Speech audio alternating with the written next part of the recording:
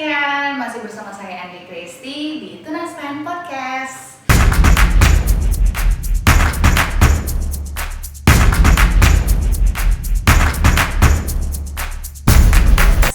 Kali ini saya masih ditemani nih sama Mas Fikri selaku HR SPV. Nah, kalau teman-teman sebelumnya sempat lihat ya episode sebelumnya kita membahas mengenai bagaimana sih biar kita bisa lulus interview 100%. Nah, kali ini kita akan membahas episode yang akan inline dengan episode sebelumnya. Kali ini kita akan membahas mengenai bagaimana peluang kerja untuk Gen Z dan juga Gen Y atau milenial di dunia kerja sekarang ya, gitu. Nah, sebelum kita membahas atau mengulik-ngulik lebih detail sama Mas Fikri, di sini saya akan memaparkan data terlebih dahulu nih buat teman-teman ya. Jadi, melansir dari BBC, Alexis Abrahamson, seorang ahli dalam pengelompokan generasi, mengatakan nih, kalau perbedaan waktu kelahiran menghasilkan karakteristik generasi yang berbeda juga. Nah, di sini kita akan membahas untuk dua generasi ya, generasi Gen Z dan juga Gen Y. Nah, kalau untuk Gen Z itu sebenarnya untuk umur berapa sih? Biasanya mereka itu kelahiran dari 97 sampai berapa ya Mas? Dari 97. Ya pokoknya dari kelahiran 97 ya. Kalau di tahun 2023 itu biasanya mereka itu di umur 12 sampai 26 tahun.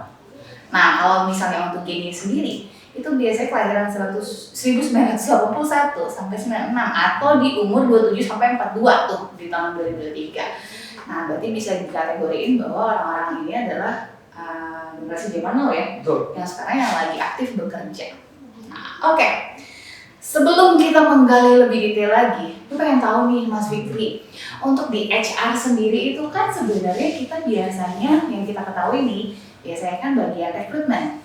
Ketika ada departemen yang misalnya ada yang resign, maka dari tim HR akan membantu untuk mencarikan karyawan-karyawan yang baru ya, yang pasti yang bermutu gitu ya. Nah, selain rekrutmen sebenarnya untuk HR sendiri itu biasanya job desk-nya apa aja sih? Oke, kalau kita berbicara HR sebenarnya itu luas sih. Jadi mungkin kalau misalkan teman-teman mengira, oh HR cuma rekrutmen, itu hanya bagian kecil dari HR seperti itu.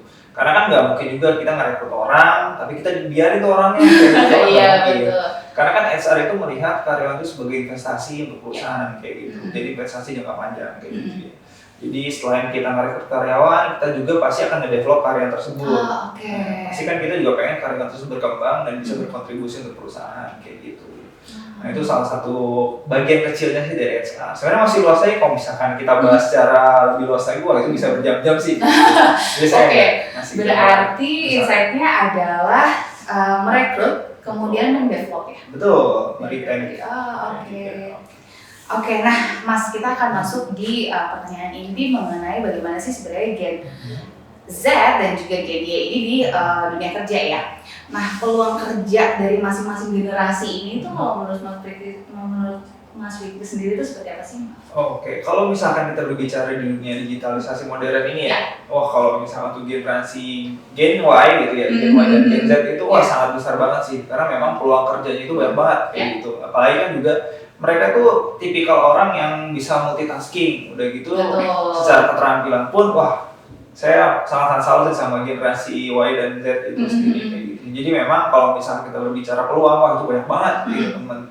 Jadi kalau misalkan teman-teman pengen melamar kerja atau apa, itu nggak perlu minder sih, karena memang teman-teman ini punya keterampilan yang bisa dibilang tuh sangat modern lah istilahnya kayak gitu sih. Oke. Nah, pengaruh atau dampak dari dunia digital nih, dunia di mana informasi itu gampang banget kita peroleh ya.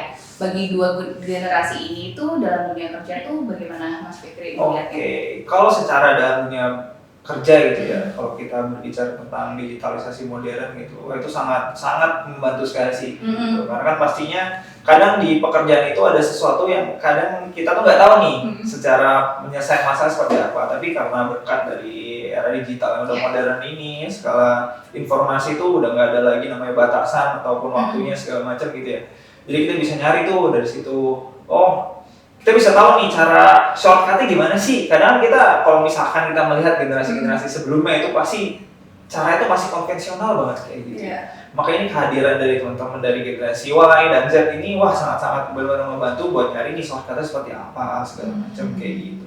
Ada perbedaan nggak sih Mas Fikri ketika maksudnya Gen Z dan juga milenial tuh di dunia digital? Karena kan seperti yang kita ketahui ya, kalau misalnya Gen Z sendiri itu mereka lahir aja udah melek banget sama dunia digital. Sedangkan untuk Gen milenial aja itu mereka kayak masih peralihan kan gitu ya. Itu ada dampak tersendiri nggak untuk masing-masing generasi ini gitu? Oke, sebenarnya kalau kita berbicara dampak sih ada positif dan negatifnya juga ya, tapi lebih banyak positifnya sih. Karena kan sekarang ini teknologi itu semakin modern, semakin canggih gitu ya. Pasti kan itu adalah hal yang dibutuhkan perusahaan karena dengan ada teknologi segala pekerjaan, urusan itu pasti akan lebih mudah kayak gitu. Pasti kan perusahaan itu butuh orang yang benar-benar melek teknologi untuk sekarang gitu ya. Nah, kalau dampak-dampak buat dari teman-teman generasi Y, Z itu bukan sebuah dampak sih, itu malah keuntungan buat mereka gitu ya. Jadi ibaratnya sebenarnya tidak ada perbedaan. Itu kayak gitu, perbedaan sih ya sama aja kayak gitu sebenarnya. Oke. Nah, apa sih yang paling banyak menjadi pertimbangan bagi Gen Z biasanya saat melamar kerja? Begitu juga dengan Gen milenial itu. Biasanya pertimbangannya berbeda atau gimana? Pertimbangan sebenarnya sih, mereka tuh mirip gitu ya. Jadi pertimbangan tuh pertama tuh ya, namanya mereka tuh kalau kita ngelamar kerja itu mereka butuh privilege sih, masih pengen ngelamar yang mereka lihat tuh gaji.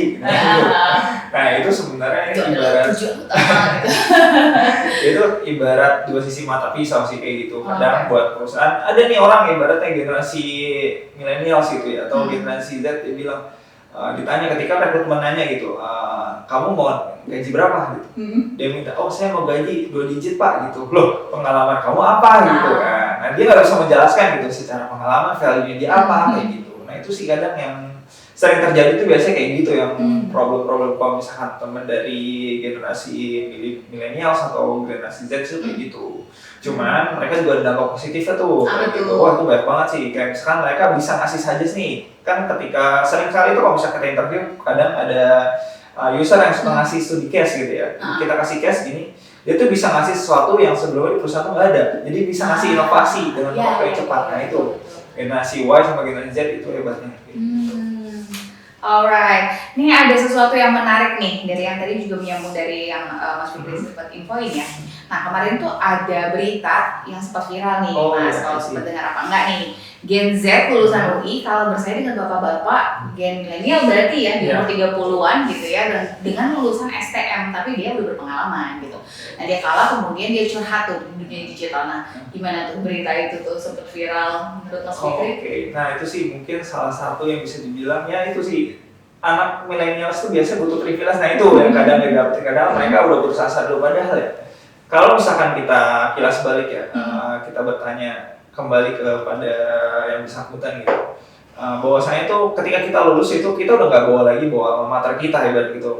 Perusahaan tuh nggak melihat kamu lulusan mana gitu. Kamu kamu lulusan dari perusahaan yang sekali berharvard pun kayak gitu ya ibarat, tapi kamu nggak punya namanya pengalaman kayak gitu. Nah kamu pasti ya tetap aja akan ditolak kayak gitu. Pasti kan salah satunya itu. Yang kebetulan mungkin ketika dibandingkan dengan seorang yang udah ada pengalamannya, nah itu dia. Makanya saya bilang, nah ini buat teman-teman semua sih ya.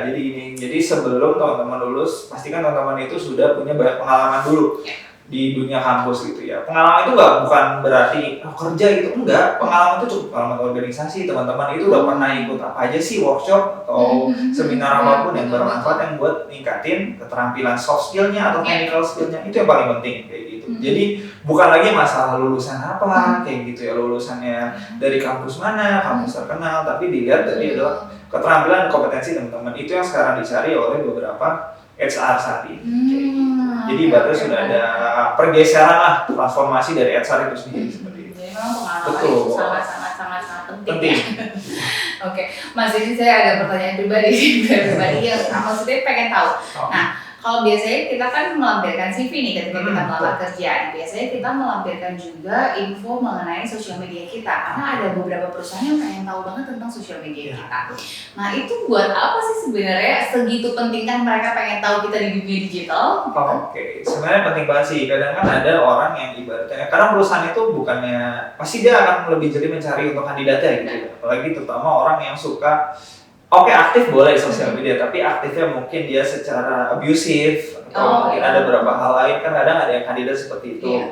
Jadi biasanya perusahaan itu melihat untuk men-screening kandidat itu untuk mencari kandidat yang terbaik, terutama terkait dengan etika media sosial. Karena setiap perusahaan sekarang udah punya etika media sosial masing-masing kayak gitu.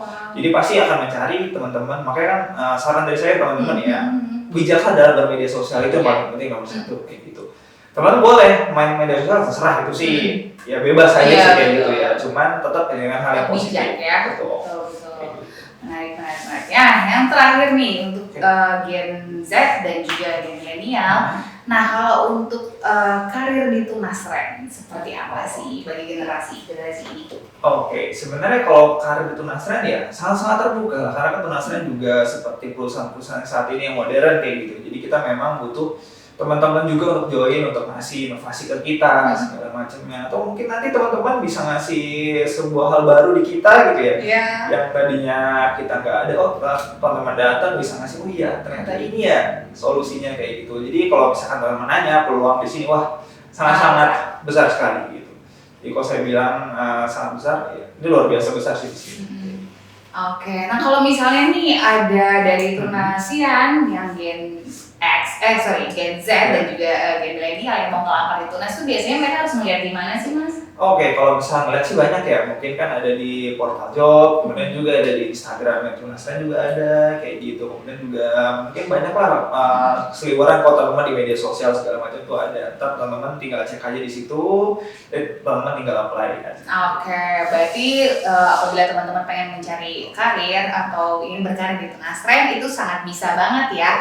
Lihat aja platform kita, baik sosial media kita maupun juga website kita.